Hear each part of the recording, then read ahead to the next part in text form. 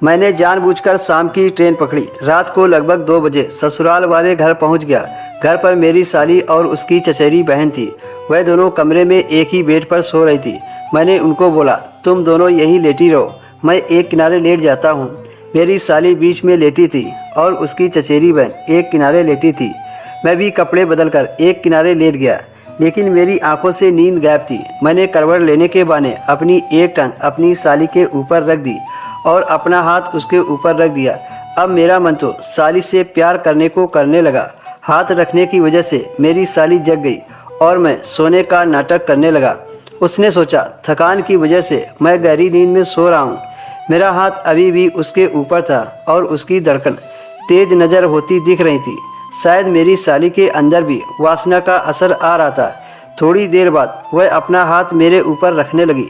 तभी उसकी चचेरी बहन ने उसकी तरफ करवट ली, जिससे मेरी साली ने अपना हाथ मेरे ऊपर से हटा लिया और फिर मैं चुपचाप सो गया।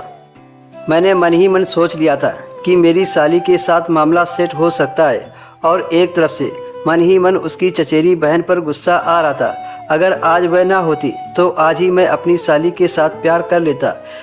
फिर मैंने सोचा कोई भी काम समय से पहले नहीं होता। अगली सुबह मैं देर से उठा और मैंने जानबूझकर ऐसे दिखाया कि मेरा मूड खराब है। उस दिन मैं काम पर नहीं गया।